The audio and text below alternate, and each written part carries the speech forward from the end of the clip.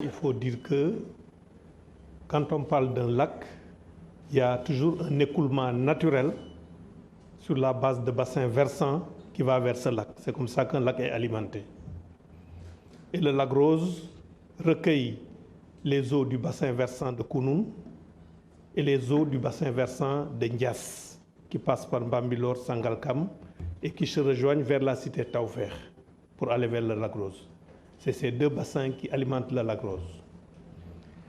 L'année dernière, nous avons eu des pluies importantes et qui ont impacté donc le lac Rose, une grande quantité de pluie. D'abord, il faut aussi signaler que le lac Rose, à l'origine, avait une superficie de 15 km². Et ces dernières années, le lac Rose a une superficie de 4 km².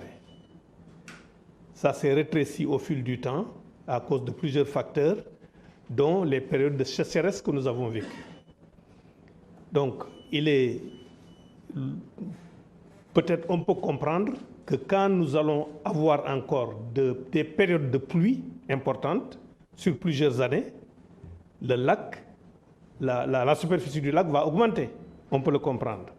Maintenant, cette quantité d'eau importante a eu pour effet de changer un peu la couleur du lac et puis toute sa composition, avec les effets que ça a sur ceux qui avaient des activités économiques, comme ceux qui faisaient du sel, les artisans qui étaient à côté, les hôtels qui étaient à côté.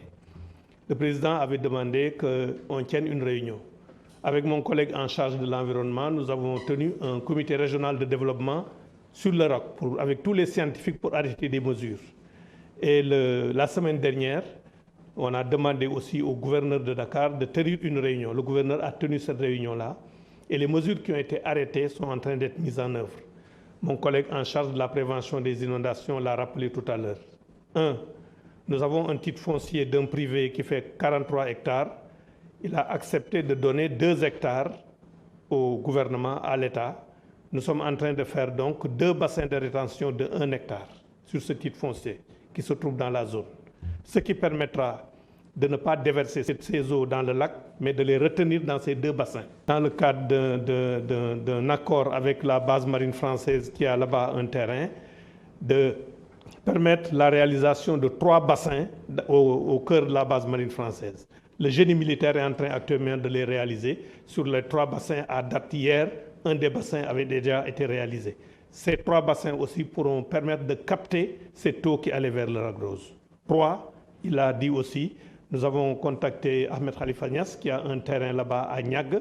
Et le 19, les services, les autorités administratives, le sous-préfet, son envoyé, la BNSP, la Brigade nationale des sapeurs-pompiers, tous les services sont partis visiter et ils ont identifié aussi 2 sites pour mettre 2 bassins, ce qui fera au total 7 bassins qui vont permettre de diminuer la quantité d'eau qui va aller vers le lac Rose. Voilà ce que je voudrais dire sur les mesures qui sont prises, à côté d'autres mesures maintenant de pompage qu'on peut avoir éventuellement s'il y a de l'eau qui vient vers le lac Rose pour les pomper et les amener en mer. Oh oui. Mais la difficulté qu'il y a, c'est que le lac Rose se situe à un niveau inférieur au niveau de la mer.